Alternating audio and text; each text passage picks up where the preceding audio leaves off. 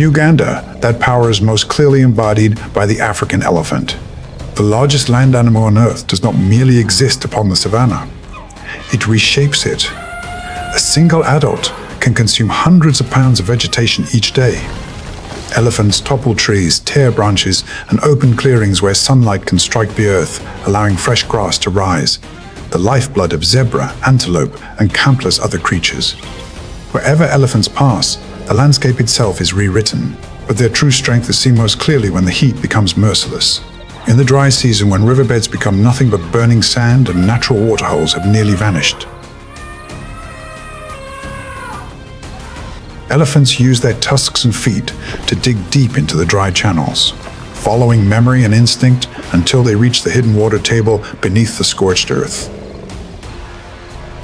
These temporary wells do not save elephants alone. They become lifelines for countless smaller animals struggling against thirst. Without them, many creatures would die before the rains ever had a chance to return. And in that moment, one is forced to accept a deeper truth. The greatest power on this land does not always lie in the claws of the hunter, but in the ability to nurture and protect life. The social life of elephants is as magnificent as their impact on the land. A herd follows an experienced matriarch, a being who carries within her memory a map of secret water sources and safe migration routes accumulated over decades.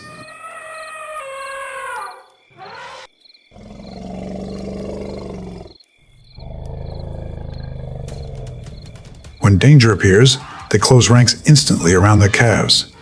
That is not simply protection. It is a declaration from a species that understands that family is both the first and the final line of defense. And when those immense footsteps fade into the haze of dust, the legacy they leave behind begins to speak. The wells they have dug become gathering points for every kind of life trying to cling to another day. Warthogs arrive with low, rugged bodies, their bristled skin almost like natural armor against the harshness of the savannah. Their snouts tear into packed soil to uncover roots and hidden nutrients buried below the dust. They may seem clumsy, but they are creatures made of a rare balance between courage and caution. When cornered, their sharp tusks are enough to make even predators pay a price. Yet a warthog understands something more important than pride. Freedom is worth more than confrontation. The moment it senses an escape route, it bolts for dense cover or the nearest burrow, vanishing from death's reach. Under the blazing sun, zebras appear like a shimmering illusion.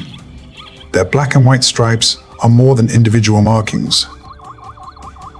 When the herd moves around a water source, those patterns form a living, visual barrier that makes it far harder for lions or leopards to single out one target. Then the impala breaks the stillness with explosive leaps. Light, narrow-bodied, graceful, it changes direction with a beauty that feels almost unreal. But on the savannah, no leap exists for beauty alone. Each bound is a survival calculation solved through speed, angle, and surprise. A life prolonged by inches, by fractions of a second, and by a body fast enough to use both. Behind that apparent lightness stands the eland, the largest antelope of the plains, an embodiment of quiet endurance. It tolerates heat well, browses the driest, toughest shrubs that many other herbivores ignore, and extracts nourishment from the poorest vegetation of the dry season. Its spiraled horns and immense body make it no easy prey for lions or hyenas. Yet even that strength can be broken when hunger pushes lionesses to the brink. In the thorn scrub, gaunt bodies with visible rib cages close in. The ambush unfolds not for glory, but because a lion dynasty on the edge of collapse needs a few more days of survival. When the eland falls in a cloud of dust, the savannah reminds us once more that sometimes one life must be spent so another bloodline can continue. Not far away, topias stand on raised mounds like ancient sentries. They see far, react fast, and remain taut with awareness at every small ripple of danger. This is not meaningless nervousness. On these plains, seeing death a few heartbeats earlier can mean the difference between retreat and ruin. And above them all rises the Rothschild's giraffe, a living monument to composure. It feeds at a height no other herbivore can reach, moves slowly but remains constantly alert, spotting lions and leopards from extraordinary distances. If forced to defend itself, one powerful kick can make most predators reconsider. The elegance of the giraffe has never been a sign of weakness. It is simply violence held inside a body so tall that it does not need to advertise it. The savanna survives not only because some creatures know how to bite a throat, but because others know how to break branches, dig the earth, keep watch, endure the heat, eat what no one else can, and turn their bodies into shields around the young. These herbivores are not a backdrop. They are the framework holding this world together. As the heat continues to tighten its grip, even the wells dug by elephants begin to fail. The scent of distant water draws the herds away from the last scraps of safety and pulls them down toward the lower reaches of the Nile. But on this continent, a glittering surface has never meant peace. It is often only a thin skin stretched over another law, a world where the victor is not always the strongest, but the one who knows how to wait.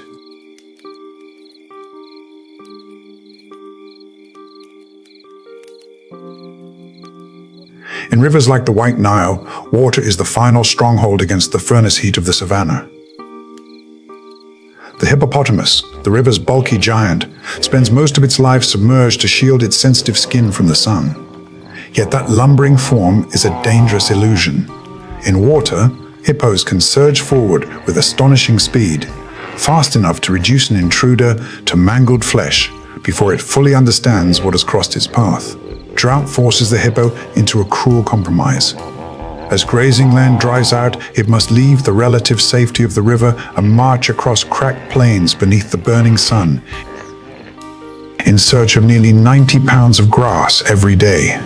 And although many imagine them as heavy, lethargic creatures, hippos are among the most dangerous animals in Africa. Their mouths open to impossible angles, their tusks are shaped like knives, and the violence of their anger can destroy anything that wanders too close. In these waters, the river has an owner.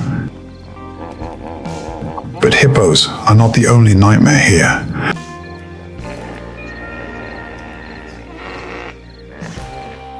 Nile crocodiles still line the banks like armored statues from another age.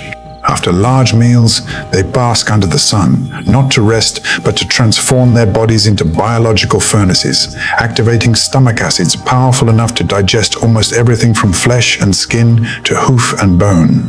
Lying side by side, they share heat, turning the riverbank into an immense engine of slow destruction. They're capable of sleeping with only half the brain at rest, while the other half remains alert, reading the slightest vibration in water and air. They seem motionless, yet every second, their nervous systems are tracking pressure, movement, and the smallest shift in the world around them. That stillness is not laziness. It is power, compressed and waiting for its moment. Then a force from the mainland arrives, and the entire order of the riverbank changes in an instant. A herd of elephants emerges. For them, the river is not merely a place to drink. It is a sanctuary where family bonds are renewed, where the matriarch confirms the memories she carries, where the social fabric of the herd is restored after a journey through dust and heat. The mere presence of elephants is enough to drive crocodiles back without a fight. One wise crocodile slides silently into the water. The others vanish after it, as though admitting that a greater authority has just taken command. And when the elephants take the bank, what is asserted is not only the dominance of one species, it is a deeper order. The invisible interdependence that binds all life on the savannah together. When the riverbank settles again, the story of Uganda continues through the sky. In the quieter wetlands, the shoebill appears like a relic from prehistoric time. Its bill is enormous, hard as stone. Its gaze is cold and vacant, almost inhuman. It can stand motionless among reeds for hours, so patient it seems more object than animal. But that stillness is its weapon. The instant a lungfish surfaces from the mud, that massive bill strikes with the speed of lightning. There is no drama, no flourish, only a precise ending honed by millions of years of evolution. Out on the sunlit grasslands, the secretary bird chooses a different path. It does not soar like an eagle. It walks across the earth on long, elegant legs, carrying an almost aristocratic beauty. Yet beneath that grace is a specialist executioner of the savannah's deadliest snakes. Each stomp can strike with several times its own body weight, enough to crush a skull outright. It is like a dancer performing on a stage built for death, precise, beautiful, and utterly without retreat.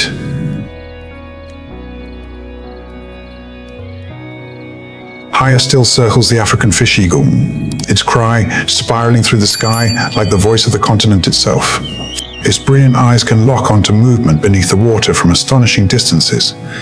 Then it folds its wings and plunges like an arrow, lifting prey from the river with talons as sharp as blades. But when those wings come to rest in the branches, and the heat of midday thickens over Uganda, another phantom begins to move, the African leopard. While lions and cheetahs retreat in exhaustion, the leopard turns the middle of the day into opportunity. Beneath sparse shade and searing sunlight, its golden black body melts into the dry foliage. Drought demands patience from it greater than ever. It can lie for hours like a stone with eyes, watching for a young antelope or a troop of monkeys weakened by thirst. When it strikes, it tears open the silence with a short, precise burst of violence, too fast for the prey to cry out. But making the kill is only half the victory. In the hot, dry air, the scent of blood travels quickly, summoning hyenas and every other thief nearby. Without hesitation, the leopard must haul its kill into the branches, suspending its meal above the world below. On this land, survival is not only about taking food, it is about keeping it.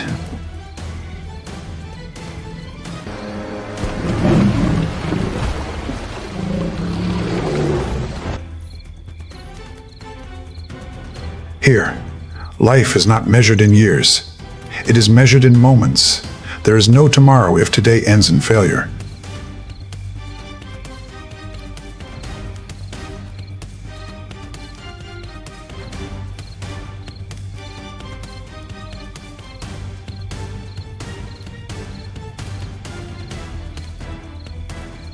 Across the vast plains of Uganda, peace is only a passing luxury, so thin it almost does not exist. The worst drought in years is draining the lifeblood from this land, forcing every creature to the very edge of its endurance. Grass has been burned into shades of yellow and ash. Mud has shrunk into dark, murky pools. Heat trembles above the ground as if the entire savanna were laid across a sheet of glowing metal. And when desperation rules, the oldest and most primal conflicts ignite. Among them, few spectacles rival the clash between a lion and a Cape buffalo. On one side stands the continent's most legendary predator, a sovereign shaped by calculation, a creature that has remained at the top of the food chain through coordination, instinct, and the ability to choose the perfect moment to strike.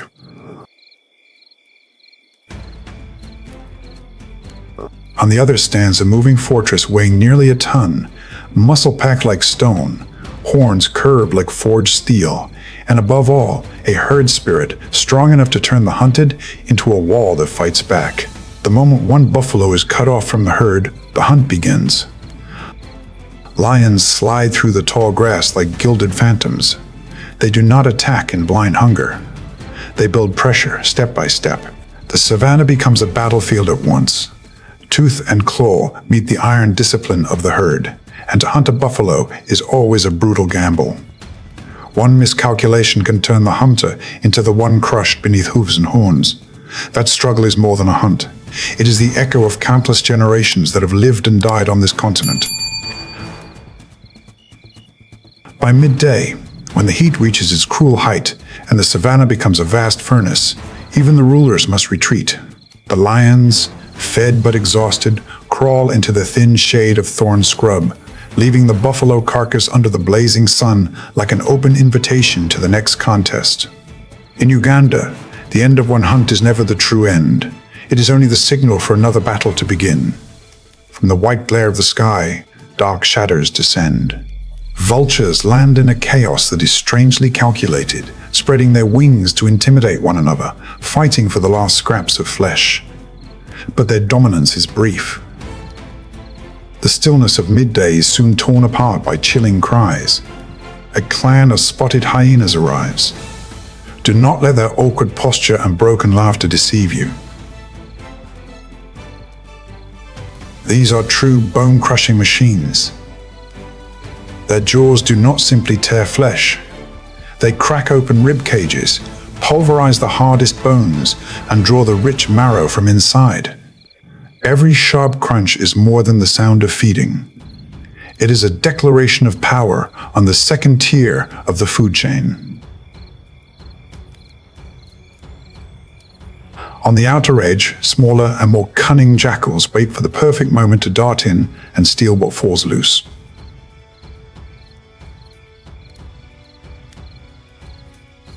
Under the searing sun, a miniature ecosystem operates with astonishing precision. Blood, flesh, bone, tendon, nothing is wasted. Death, however brutal, becomes the source of life for dozens of other creatures. It is an eternal, unforgiving cycle in which the disappearance of one body is the very thing that allows others to keep living a little longer. Uganda, then, is more than a place. It is an ancient wild kingdom where life still flows according to a primal rhythm. From its mist-veiled forests to its golden savannas and winding river valleys, every creature holds a role that cannot be replaced in nature's grand symphony. Here, nature is not a backdrop. It is a living story, told through footprints on the soil, calls from the treetops, and ripples on the river's skin. But this kingdom is changing. Survival is no longer only about adapting to the teeth and claws of predators. Every species must now face an enemy, more invisible and in some ways more devastating. A warming world. With every dawn, nature is forced to write a harsher chapter than the last. And on this land, life is beginning to understand that its greatest enemy may not be the beast hiding in the grass, but the slow, silent change that is tightening its grip on every last breath of the savannah. Leaving Uganda does not make the story gentler. It only changes its colors. If the savannah is an open stage where every creature is exposed to the light, then Borneo and Sumatra are kingdoms of green darkness, where the canopy is so dense that sunlight must tear through layers of leaves before it ever reaches the ground. Here, power is not always declared by a roar. Often, it is held in silence, in memory, and in the ancient trees that carry the fate of entire generations inside their hollow trunks. High above, the heavy beating of wings makes the forest shudder. The rhinoceros hornbill appears like a living emblem of Borneo's sky. The hollow casque on its bill is not a decoration. It is a resonating chamber, amplifying calls that travel for miles to announce territory and presence. Their lives are tied inseparably to ancient trees with natural cavities. When breeding season begins, the female seals herself inside the nest with mud, remaining in darkness for weeks while she molts and raises her young. Outside, the male shoulders everything. He must gather food, stay faithful, and endure long enough to carry an entire family through its most fragile chapter. By eating large fruits that smaller birds cannot handle, hornbills become master sowers of the forest, scattering seeds far and wide, beginning quiet acts of rebirth across the jungle. Some journeys do not begin in courage. They begin in a shortage of food. When the grass thins, when the earth hardens beneath hooves, when the smell of rain is still far away, but new pasture waits somewhere beyond the horizon, the wildebeest begin to move. At first it is quiet, a few dozen bodies, then hundreds, then thousands, and the plains become a river of gray-black muscle rolling forward. Among them move zebras, their stripes shivering like the land itself has been split into alternating bands of light and shadow. Beyond them, gazelles, smaller, lighter, easier to lose, but quicker to sense the slightest change in the air.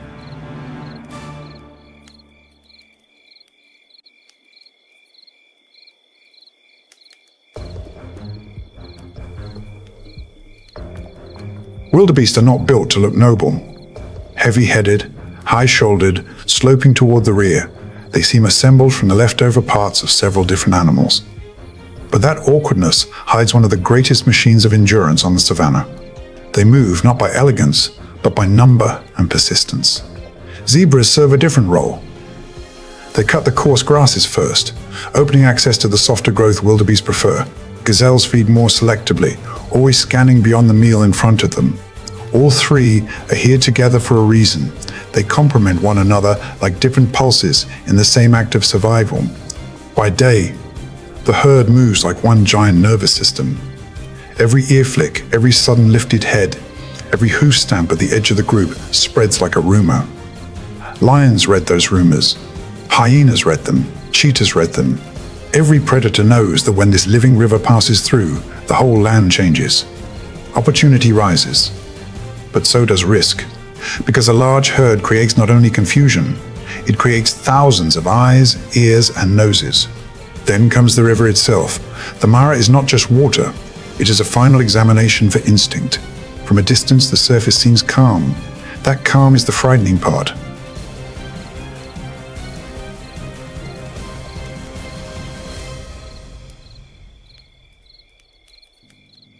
At the bank, wildebeest stop abruptly. Zebras press close behind them. Gazelles keep farther to the side, legs trembling.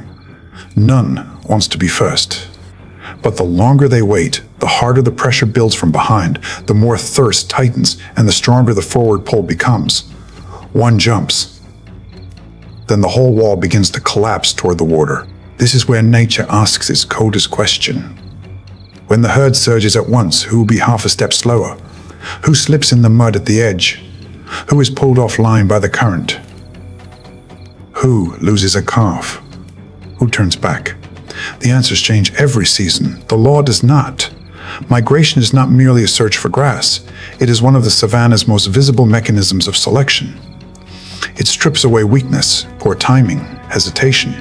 In return, it feeds the whole land. Lions, hyenas, crocodiles, vultures, bacteria in the soil, next year's grass. And once the survivors reach the far bank, they do not stop to celebrate. They simply keep moving. That is what makes the migration so immense. There is no audience in their eyes, no staged tragedy, only the ancient command to continue, even after leaving bodies in the mud behind them. That river of life does not mourn in the human way. But because of it, the savannah never stops functioning.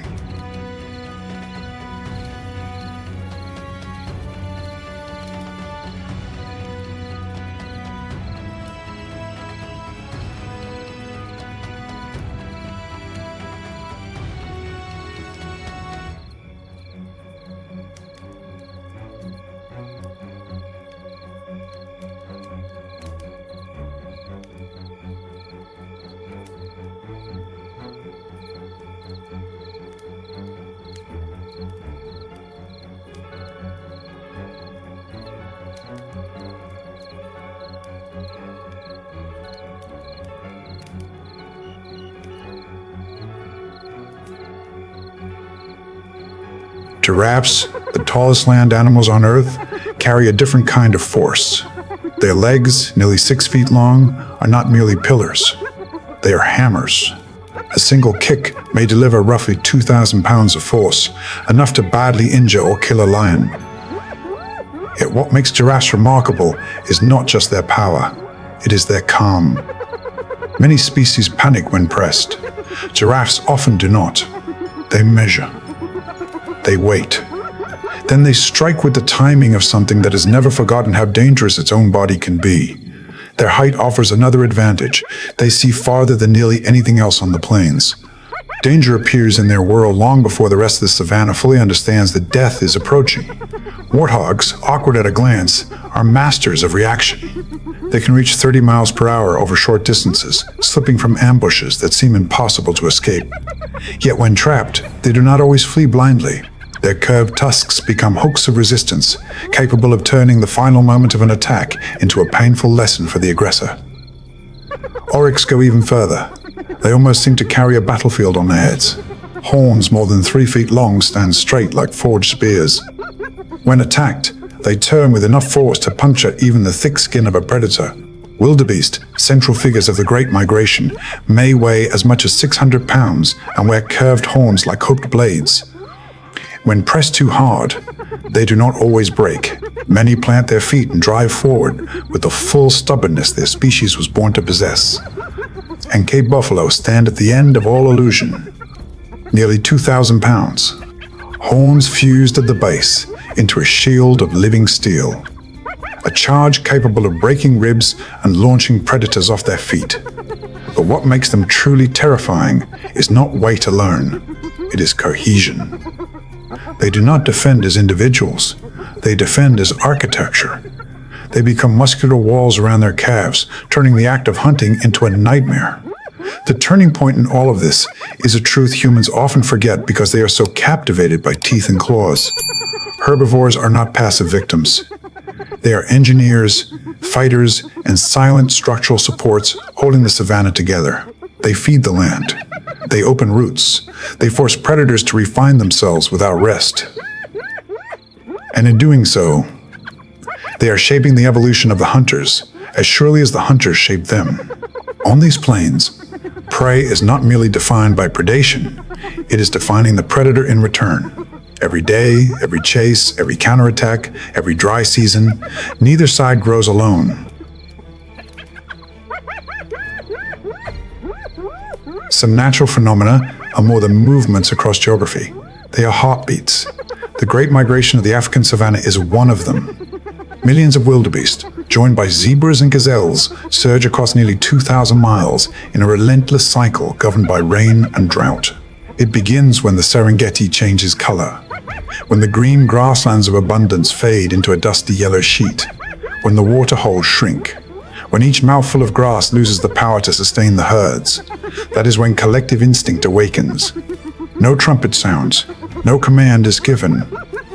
But the herds begin to gather, as if hearing an invisible call from somewhere beyond the horizon. The march is not beautiful in any gentle sense. It is heavy, exhausting, and relentless. Under the burning sun, thousands of bodies walk mile after mile with no true rest.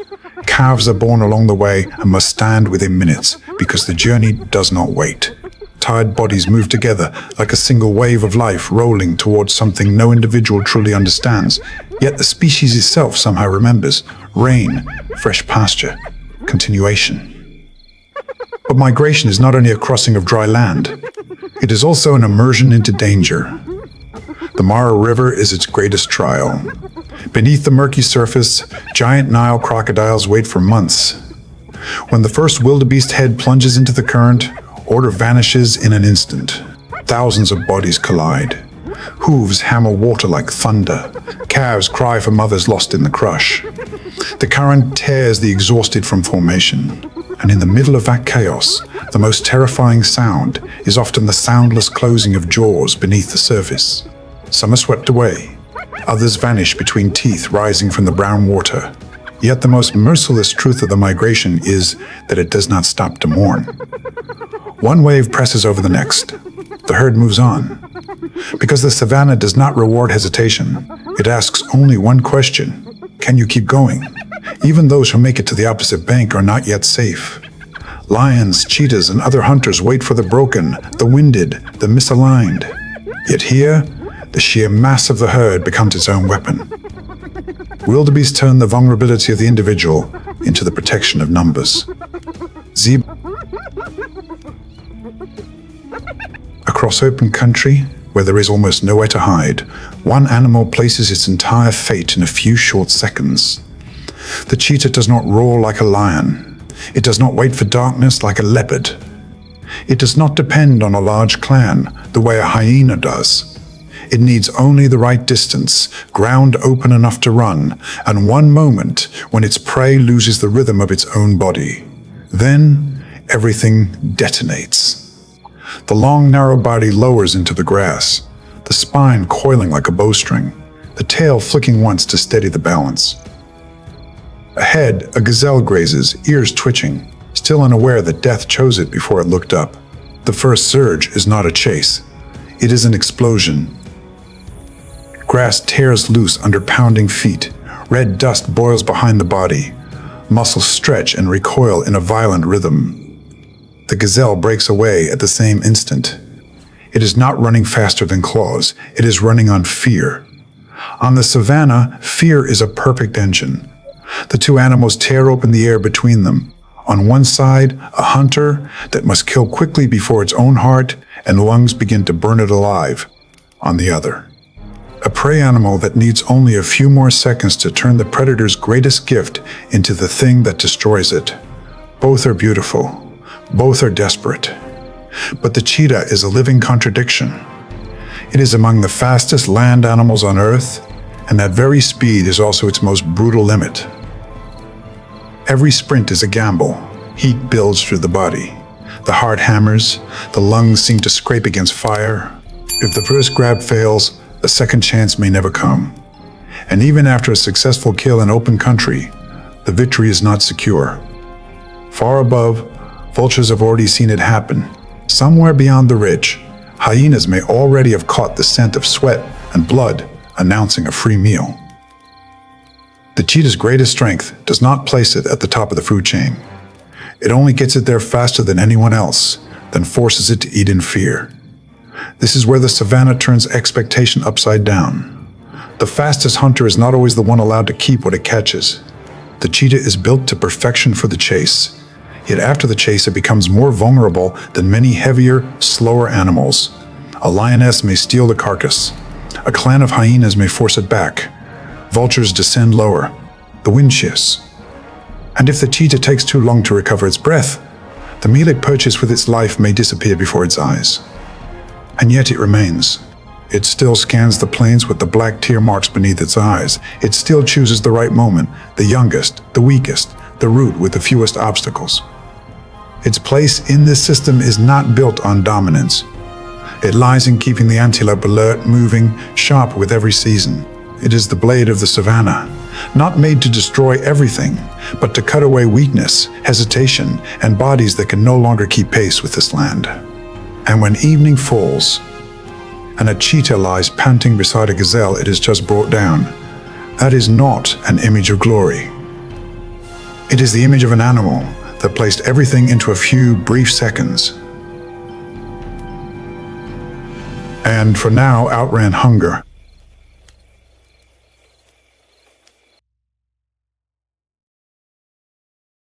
There are no heroes on the African savanna, only those who come closer to death than the others, and still manage to turn away from it one more time.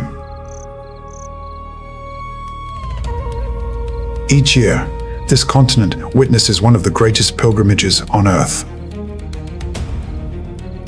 More than 1 million wildebeest, hundreds of thousands of zebras, hundreds of thousands of gazelles, all pressed into one immense current of life, moving through grassland red dust, muddy rivers, marshes, and places where every footprint may be the last one they ever leave. They do not move for glory, they move for green grass, for water, for calves that can stand only minutes after birth, for an ancient urge older than memory. On that journey, every predator knows what the migrating herds know too. Whoever falls half a step behind becomes food. Pause. And that is the first law of this land. Life is not given, it is seized, dragged back, fought for one breath at a time. The question is not who is strongest. The question is who will still be standing when the sun goes down. People look at the Great Migration and see magnificence. The savanna looks at it and sees a purge. Under the light of the early season, the ground begins to tremble before the eye can even understand what is coming. Wildebeest arrive first, high-shouldered, heavy-headed, rough-bodied, as if assembled too quickly from several different animals. They are not beautiful in the way zebras are beautiful. They are not slender like gazelles. But their herds are a storm with rhythm. They hear water from far away. They smell change in the wind. They feel vibrations through the ground. And the zebras beside them move like guardians of the journey itself. With a near full-circle field of vision, they read the horizon better, catch movement in the grass faster, detect the shadow of a predator sooner. They are not kin to the wildebeest. They simply share the same silent vow, live long enough to see one more sunrise. Gazelles move along the edges, lighter, quicker, easier to leave behind. Yet the presence of all three species together creates a living network of defense, each giving the others what it alone possesses. That network, however, is not kindness. It is calculation written by nature. When hundreds of thousands of bodies move at once, the newborn, the weak, the wounded, the ones who lose the rhythm, begin to drift toward the edges of the current. And at those edges, other eyes have been waiting for a long time. Lions watch the margins. Hyenas watch the space between mother and calf. Cheetahs watch for the instant a gazelle turns the wrong way. But all the hunters of the land become smaller when the migration reaches the place where earth and water stop respecting each other's boundary. The Mara River appears quiet. That is the most frightening kind of quiet. Its water is brown, dense, seemingly idle. But just beneath the mud, a force has been waiting there almost since the age of dinosaurs. The Nile crocodile does not chase the herd. It lets the herd fall into it. A mature male may stretch beyond 6 meters and weigh more than a ton. Its back is bone-armored. Its belly hugs the riverbed. Only the eyes and nostrils show enough for the world to forget it is there. Everything about this creature has been made for a single moment, to lock shut and not let go. Its bite force rises into the tens of thousands of newtons. Its tail provides the burst. Its jaws do the rest. The whole river becomes a trap. Wildebeest stand at the edge, torn between the instinct to go forward and the species' memory of the deaths already dissolved into this water. Then one jumps. The rest crash after it. Mud erupts. Hooves strike other hooves. The cry of a calf cuts through the chaos. The river explodes. A crocodile's head surges up. A body disappears as though the water itself erased it from the world. But the turning point of the migration is not death. It is a scale of continuation. Each year, enormous numbers fall. It sounds like disaster. Yet those deaths feed the grass again, feed crocodiles, vultures, hyenas, bacteria in the soil, and the next wave of green that rises after the rains. The blood that sinks into the land does not end a story. It starts another one. Perhaps that is why no one can stand before the migration and think only of cruelty. There is an order inside that cruelty, a severe, terrifying order. A calf born on the plains can stand within minutes. Soon after, it must walk. Not long after that, it must run. There is no true childhood on these plains. There is only a brief interval between being born and being forced to keep up. Behind the migration, the alkaline lakes blaze with another kind of endurance. Lesser flamingos, the smallest flamingos in the world, stand in water so caustic that many creatures would turn away from it.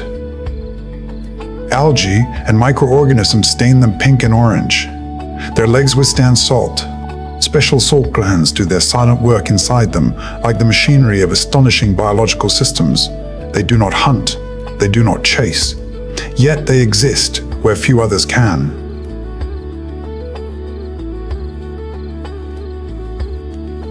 People call the Lion King. But there are creatures on these plains that do not bow to that title. The African buffalo emerges from the heat haze like a living armored vehicle. A single animal can weigh close to a ton. Thick hide, a massive neck. On its head, the horns fuse at the base into a solid bony shield across the forehead. When two mature bulls collide, nearly a ton of muscle is driven straight into that central point. The impact sounds like timber split by a hammer. In many African traditions, the buffalo is not merely wildlife. It is a symbol of a will that refuses to back down. Because this animal possesses something even many predators do not, the instinct to turn back. When one individual is attacked, the herd may reverse course and charge back in to save it. The lions know that well. They do not attack the whole herd head-on. They look for the isolated one. An old bull, a large but inexperienced youngster, a male forced away from the circle of protection. The lionesses begin their work, the way they always do, divide the angles, use the wind, tighten the pressure. They are far smaller than the buffalo. A mature buffalo may outweigh a lioness several times over. In theory, one clean horn strike is enough to end the hunt at once. So the lions do not hunt by theory, they hunt by tactics. One grabs the shoulder, another bites at the hind leg. A third waits for the precise second the giant loses balance. The hunt is no longer a short explosion. It becomes a battle of endurance. Grass breaks beneath hooves. Dust rises around them. The heavy breathing of buffalo and lion fills the heat. Then comes the reversal. From behind, the black wall returns. Buffalo do not abandon one another easily. They become a moving fortress, pushing their horns outward and placing weaker bodies at the center. The force of hundreds of kilograms of muscle surging back toward the lions is enough to make even the killers of zebra and wildebeest retreat. In a moment, the hunt changes direction. The supposed victim becomes the force of counterattack. This is where the plains overturn, one of the oldest assumptions a viewer brings into the scene. Prey is not always the weaker side. There are moments when prey is the most dangerous thing in the entire frame. But the story does not end with the lionesses. There is still a young male lion standing his ground. He has no pride yet, no territory, no roar big enough to summon an answer. To become a ruler, he must pass through trials like this. Buffalo are one of the harshest tests of courage the plains can offer. One slip, one horn through the belly, one mistimed step, and the life of the animal that dreamed of a throne ends before anyone ever learns his name. On the savannah, power is rarely given. It is tested through risk. Many thrones begin in the blood of those who never lived long enough to claim one. And while the lions are still panting around their rare kill, the broken cackles of spotted hyenas have already begun to travel through the air. Hyenas are not the clumsy scavengers people like to describe. They are relentless predators, social hunters, living in matriarchal clans with strict internal order. A clan may number from a few individuals to many dozens. Their jaws are strong enough to crush bone, taking what other species leave behind. They do not chase like a cheetah. They wear down. They press. They wait for another creature to make the mistake. On the plains, during birthing season, they target newborn wildebeest with ruthless efficiency. A calf falls. The mother turns back. Horns thrust outward. Sometimes maternal courage saves the young. Sometimes it only delays death by seconds. And above it all, broad wings are already circling. Lappet-faced vultures, white-backed vultures, the cleaners of the savannah, do not wait for a drumbeat. They read the air. They see death from immense distances. The largest can spread wings nearly 3 meters wide. Their beaks are strong enough to tear through the toughest hides, opening carcasses for smaller scavengers to follow. Elephant, buffalo, antelope, rhino. All of them eventually require these cold laborers so that death does not become disease. On the plains, nothing is wasted. Death is assigned. It is a form of order that can feel unbearable when seen through emotion, yet horrifyingly precise when seen through the logic of an ecosystem. This is not the clumsy accident of a few million years retold with elegant language. It is a machine too tight, too exact, too merciless, and too enduring for anyone to stand before it without sensing the presence of a design larger than the creatures within it. If buffalo teach lions about the force of the many, then the rest of the savannah still holds giants that do not need large herds to force predators aside.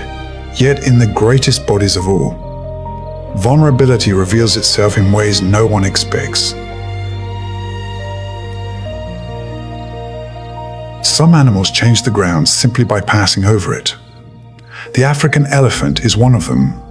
A full-grown adult may weigh well over 6,000 kilograms and stand close to 4 meters tall. When it moves, the earth does not tremble because of rage. It trembles because of mass. Even the largest predators on the savannah, including lions, understand that a fully grown elephant has almost no natural enemies. Yet the elephant's strength is not mere size. It is also the trunk. A structure made of tens of thousands of muscle bundles, capable of uprooting trees, lifting weight, stroking a calf, or hurling away whatever comes too close. It lies in the memory of the matriarch, who leads the herd back to waterholes their ancestors dug years before. It lies in the low-frequency language that travels to the ground farther than a cry, carrying warning as well as grief. An elephant herd does not simply live on the savannah. It reshapes the savannah through its movement, and yet the turning point lies here. Even a creature nearly untouched by predators survives more through memory than through violence.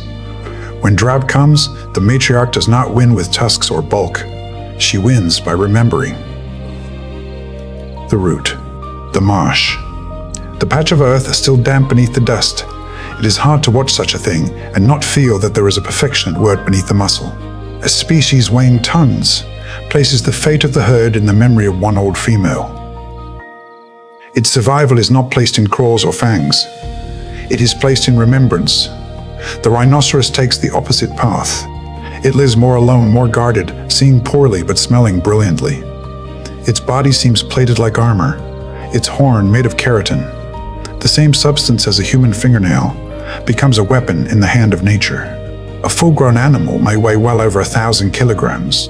Its blurred vision forces it to read the world through scent and sound. A strange odor, a footstep out of place, a short noise. That is enough to trigger a charge. During breeding season, males clash using the very horn that defines them.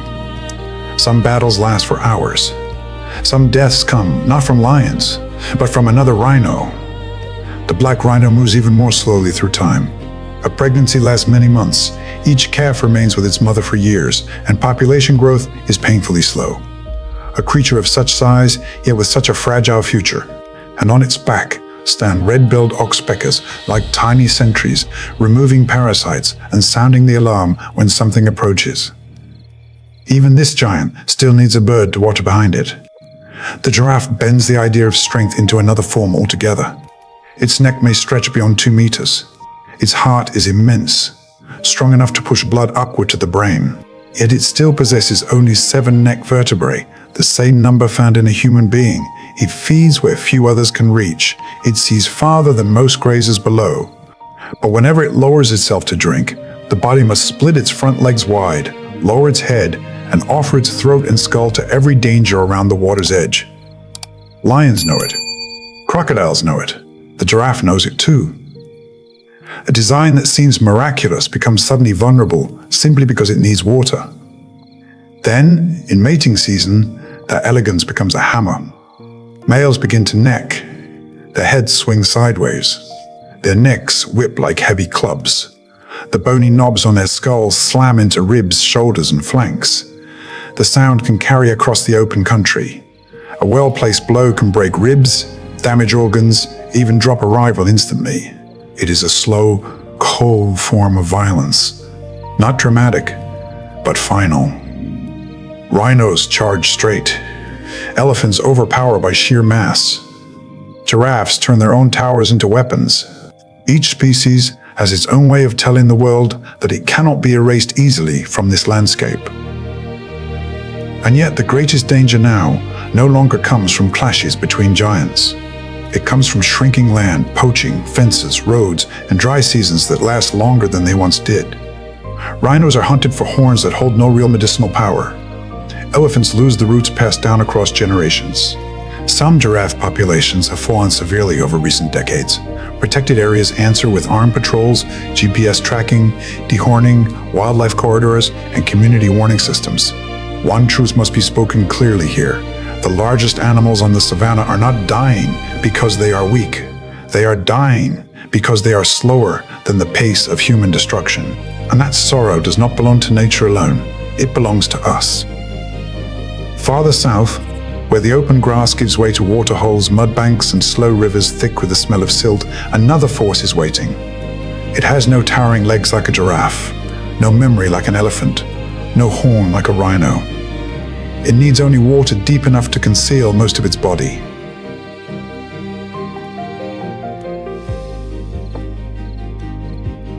Everyone has seen a hippo yawn.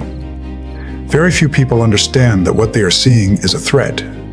When a male hippo opens its mouth to a vast angle, displaying tusks half a meter long, that is not drowsiness. It is a territorial declaration. Hippos are among the most dangerous animals in Africa. Their bodies are enormous, heavy, their skin sensitive to sun, their lives tied to water. By day, they remain in rivers and pools to control heat. By night, they emerge to graze over surprisingly large distances. They do not hunt, but no stretch of water around them is truly safe. Every creature that steps down to a riverbank must first pass through the law of the hippo. A waterbuck approaches too closely. That is when the border becomes visible. To the antelope, water is refuge from lions. To the hippo, water is sacred property. There is no negotiation, only the charge of a heavy territorial beast moving much faster than its shape suggests. On dry land, a hippo can reach speeds that shock the careless observer. Underwater, it does not truly swim. It walks. Its feet touch the bottom while buoyancy lightens the body. Each stride beneath the river has the eerie grace of an astronaut moving across the moon. That is the biological contradiction of this species. One of Africa's most famous river dwellers is not a natural swimmer at all. And somehow that makes it more frightening, because underwater, it can still close the distance, still bite, still overturn every human idea of what safety should look like. As the dry season tightens, deep pools become fewer. Tension among males rises with it. The air fills with the stink of dung flung by whipping tails. Their roaring calls travel both above and through the water. The dominant male keeps the best ground. The loser lowers his head and accepts a posture of submission. There is no permanent peace here, only brief silences between surges of conflict. And in the midst of that tightening world, new life still begins. After months of pregnancy, a female separates from the pod. The calf is born in water and must rise at once for its first breath. In the first weeks, mother and calf live apart so they can imprint one another's smell, calls, and rhythm. But that isolation is not peace. It is the span of time in which a newborn stands exposed to danger from nearly every direction. Underwater, crocodiles wait. On land, lions watch the night. Even within hippo society itself, calves may be threatened by dominant males seeking to erase the bloodline of another. The life of a newborn hippo therefore has no truly safe phase. It has only layers of danger stacked one atop the next. The mother's single mistake, a widening gap between calf and herd, an overcrowded riverbank, a flood rising too quickly, or a crocodile's head lifting from the brown water without warning. The mother will use her whole body as a shield, but there are times when even that shield is not enough. Riverbanks also become places where empires crash into one another awkwardly and violently. A thirsty young lion comes too close. A rhino with poor sight wanders into forbidden ground. An elephant must drink, and the water is already owned. Encounters like these do not always end in death. Often they end in recognition of limits. A hippo may drive off a lion. It may force a crocodile aside. But with a full-grown elephant, even the hippo understands that some enemies are not worth dying to repel. In the world of water, power is measured in meters of shoreline, in depth, in shade, in breadth. Pause. Perhaps that is why the sight of a still hippo in a river always carries unease. The unease comes not from movement, but from the knowledge that beneath the surface waits a law utterly different from the law of grass. And beyond the mud, where the wind cuts through shorter grass and the river's thin, smaller creatures are refining their own strategies. Not every life is built around weight. Some survive through speed, some through a kick, some through cooperation, so precise, it resembles military discipline. The Maasai ostrich is a contradiction in motion. The largest bird in the world, flightless. And that is exactly why it dominates the plains in its own way. A male can stand nearly 3 meters tall and weigh well over 100 kilograms.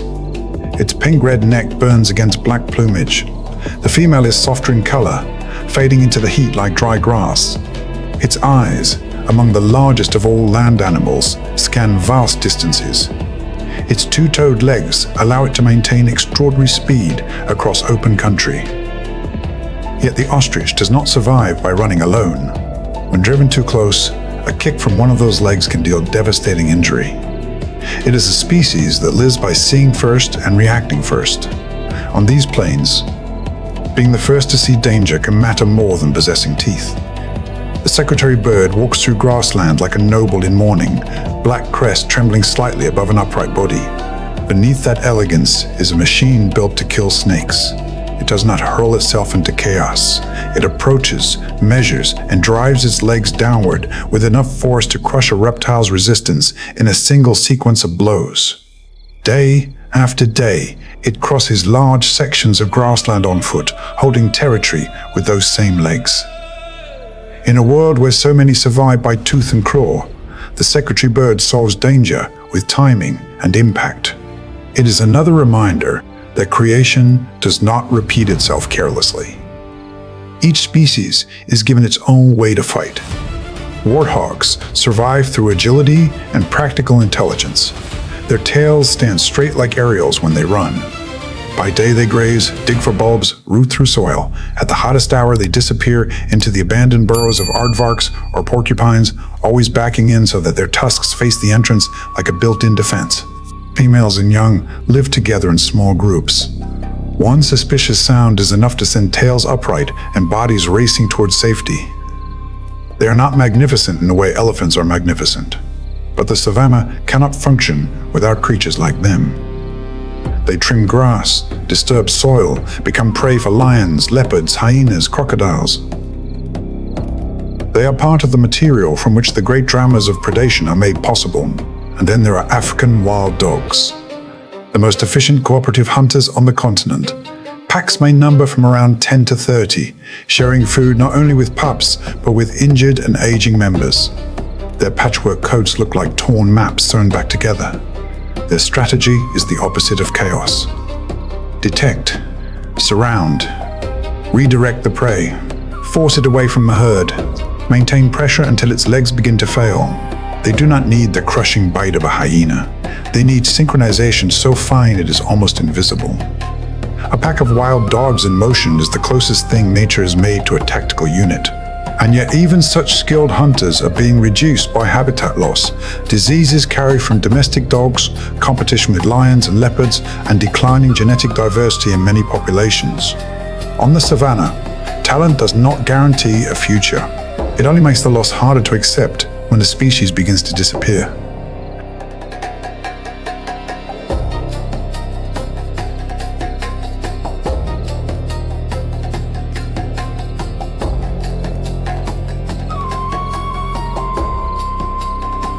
In the rainforest, some animals seem as though they have walked out of a much older world.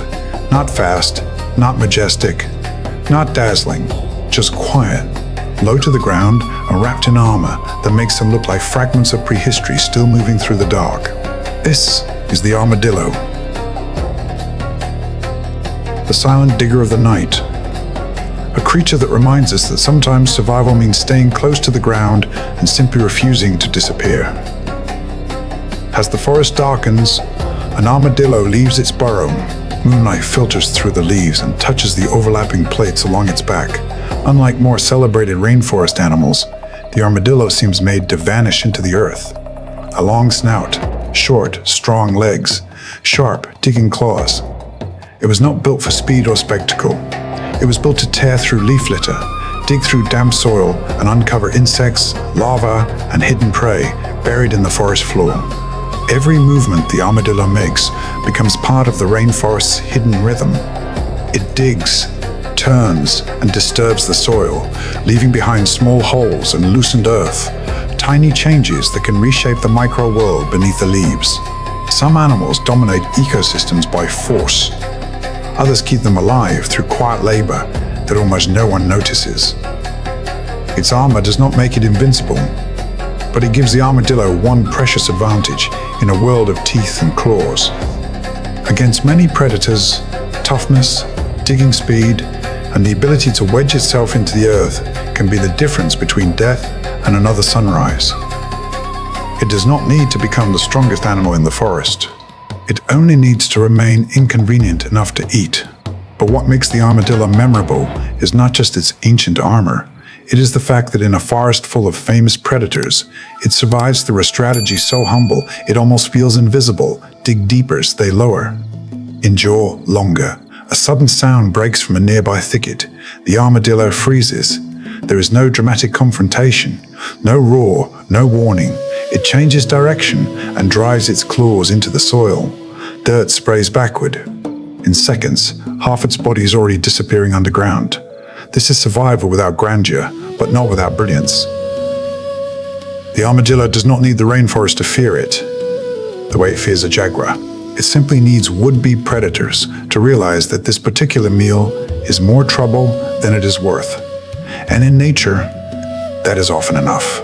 As night carries on, and the armadillo continues to forage beneath damp leaves, it resembles a prehistoric worker moving patiently through the machinery of the forest. No one celebrates it like an eagle or a big cat. But without creatures like the armadillo, the soil itself would lose one of its quietest and most important rhythms. Not every snake in the rainforest kills with venom. There is another kind of death here, slower, quieter, and almost impossible for the victim to understand until its own breathing begins to betray it. That is the boa constrictor, a muscular shadow gliding through the forest, proving that a predator does not need poison to close a life down completely. Evening folds over the rainforest in thick, velvety darkness. On a low branch, a long body patterned in brown and gray lies so still it resembles nothing more than a crooked extension of bark. Unless you look carefully, you may not notice it at all. But it is there. Abois.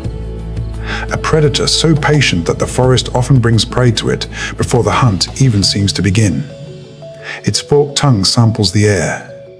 A rodent moves through the undergrowth. A bird settles too low for the night. A small mammal passes beneath a tangle of roots. For the boa, the rainforest is never still. It is a map made of vibrations, scent, and heat. Every motion in the dark becomes information. Every careless movement can become a fatal invitation.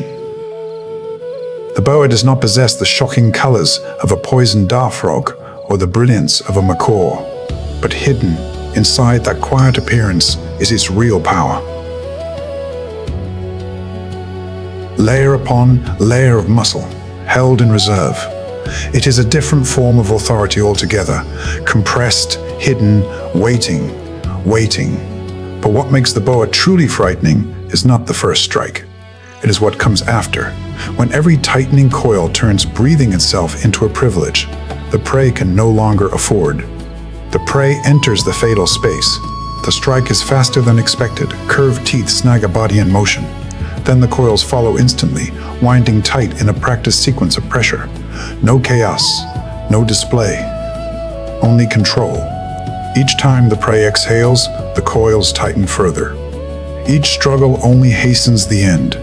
The boa is the embodiment of a deeply ancient method of predation, efficient, silent, and sparing with energy until the exact moment violence becomes necessary. Within the rainforest, it plays a crucial role in keeping smaller animal populations in check, sustaining a balance most creatures will never notice until it is gone. And when the night deepens and the boa once again becomes an unmoving length of shadow on a branch, the rainforest reminds us why it has always inspired both awe and unease. Here, beauty and danger often occupy the same space. And sometimes, the quietest thing in the forest is also the one most capable of ending a life without a sound. In the rainforest, the most dangerous things are not always the largest. Sometimes death wears colors so vivid, it seems unreal. On a floor of wet leaves and green moss, tiny creatures shine like drops of living paint, blue, yellow, red, orange. They are so beautiful they almost seem made to brighten the forest. But poison dart frogs were not born to be admired. They were born to be remembered, do not touch. After rain, the forest floor exhales the smell of wet soil, leaf rot, and plant resin. Between twisted roots, a tiny frog appears. It is only the size of a few fingertips, but its skin blazes with color so bold it feels almost defiant. In nature, bright colors are rarely innocents. They are warnings. A language written directly onto the body. Poison dart frogs do not run fast. They have no claws, no fangs, no crushing bite. Their defense lies in their skin. The toxic chemicals many predators learn to fear after only one mistake, if they survive long enough to learn at all. Yet behind the image of a poisonous jewel lies a life more delicate than many realize.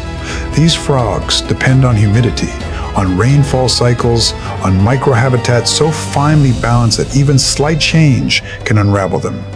Some poison dart frog species show extraordinary parental care. A mother or father may carry tadpoles on its back, climbing slippery bark and wet stems to deliver them to small pools trapped inside leaves or tree cavities. For a creature so tiny, that journey is the equivalent of crossing a vast and dangerous world. But what makes poison dart frogs truly astonishing is not merely the toxin on their skin. It is the fact that a creature so small can force the entire forest to respect distance. A small snake glides over the leaf litter, tongue flicking, testing the air. It notices movement. A bright body lands on a wet leaf. For a moment, the encounter looks easy to predict. But the rainforest never respects appearances. Young predators can pay dearly for underestimating beauty. And through such hard lessons, the forest learns to read color like a language. The poison dart frog proves that power in nature does not always belong to size. Some warnings are written in brightness. Some fortresses are built from chemistry. Some of the smallest creatures in the forest become among its most unforgettable symbols. And when the last raindrop slips from a leaf and the little frog vanishes once more into the wet green darkness, the forest closes around another radiant secret. A secret so beautiful it invites touch, and for that reason becomes all the more dangerous.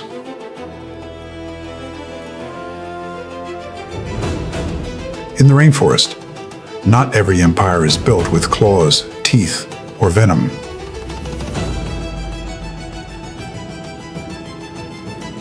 There is another empire, one so small that you could step over it without understanding what you just passed.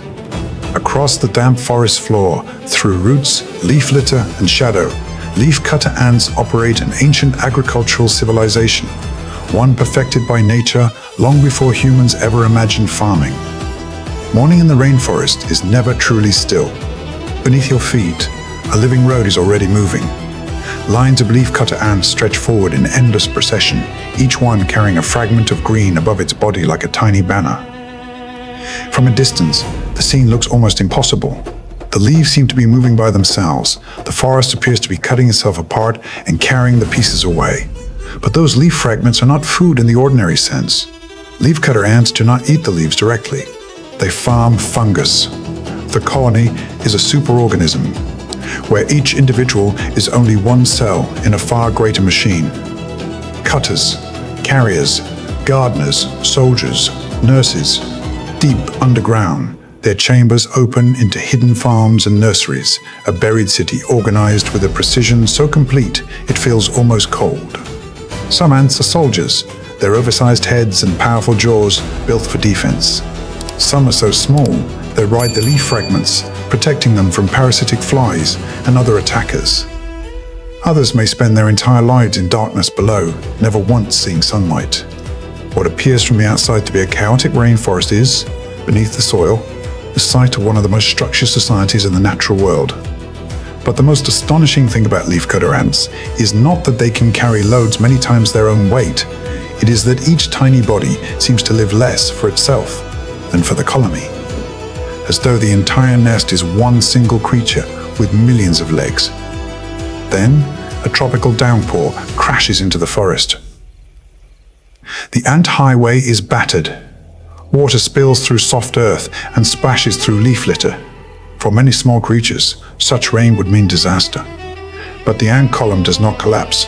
It adjusts, it reroutes, it clings and carries on. No shouted commands, no visible leader. Only collective instinct operating like a distributed mind. Leafcutter ants teach the rainforest another lesson about power. Size is not always the measure of dominance. Some empires are built from millions of tiny steps, from coordination so exact that it borders on the unbelievable. And when we watch those moving fragments of green winding across the forest floor, we are not simply looking at insects. We are watching an ancient civilization at work, carrying the machinery of its own survival on bodies no larger than blades of grass.